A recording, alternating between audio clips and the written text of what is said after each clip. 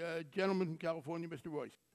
Yes, Mr. Geithner, I want to thank you. And I also want to thank you for the period of time when you were at the Fed. I went back through my notes. I counted 15 times when the Fed came before Congress and warned us about the moral hazard with respect to the GSEs. And I admit we were in the minority. Those of us, I think there were about 70 of us who listened to the Fed about this argument, about the over-leveraging.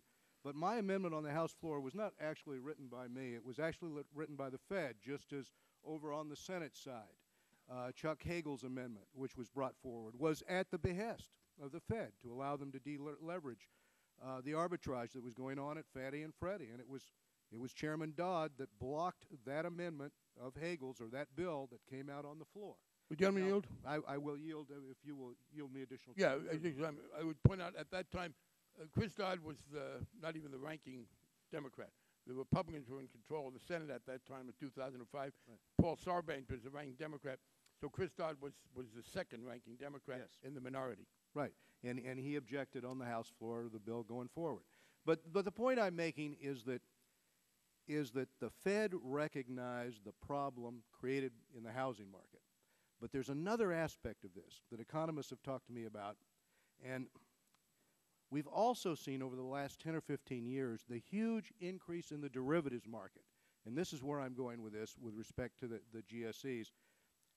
You know, how much of that was tied to the GSEs, especially since they trade in the derivatives market the same way they did in the housing market.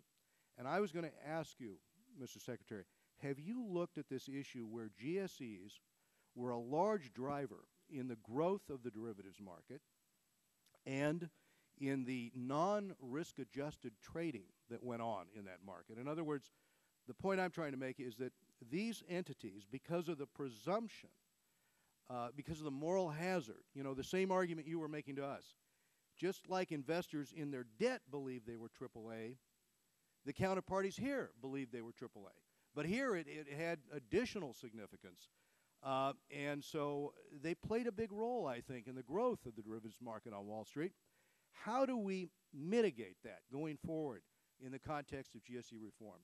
Thank you, Secretary. GSEs take on two types of risk: credit risk, the risk the homeowner defaults, and interest rate risk, because a lot of the mortgages they're guaranteeing are 30-year fixed-rate mortgages. They need the capacity to hedge those risks. They need to use derivative markets to hedge the interest rate risk on their books.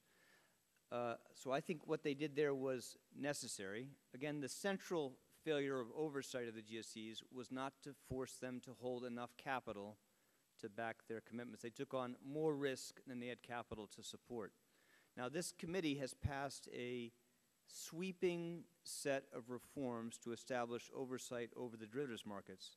And those reforms would make sure that you can force institutions that operate in those markets to hold capital against the commitments they write, would force standardized derivatives onto central clearinghouses where you can regulate and supervise margin, would give the SEC and the CFTC the authority to police fraud and manipulation in those markets, and would bring broad transparency and disclosure to trading in those important markets. We think those reforms are necessary to, are essential to, reduce the substantial systemic risk that comes from the growth in those basic markets. And I think if we put those reforms in place, we will be doing a very important set of changes in building a more stable system. I understand that argument, but there's 2 points. One, you still have the moral hazard problem because of the presumption of the government-backed guarantees. And second, they were the 800-pound gorilla. So when you in the Fed then and Treasury now come forward and say, well, we've got to make sure they don't over-leverage, they were over-leveraged at 100 to 1. They were involved in arbitrage big time, and all the Fed was asking was for the ability to deleverage this portfolio, arguing that if we slowly did that, we would avoid the bust in the market. We would avoid the systemic risk that would otherwise hit us. And that systemic risk did hit us. The Fed turned out to be absolutely right about this. But how do we overcome the fact that when you create a government-sponsored enterprise, it becomes so powerful that it leans on the very institution that's supposed to regulate it? Well, I would just say, again, even without the many failures around the GSEs, what happened in derivatives markets posed systemic risk to the American financial system. And so even, again, without the challenges we face in the GSEs, we would have to bring about broad reforms, establish oversight over the derivative market themselves. And you're, of course, right to emphasize, again, what the heart of all financial crises, when you have too much leverage, not enough capital to back commitments, and that simple failure was pervasive across the financial system, not just in the GSEs. Mr. Geithner, I have a few other questions for the record, and if you wouldn't mind getting back to me in writing, I would appreciate it. Thank you very much. Thank you, Mr. Chairman.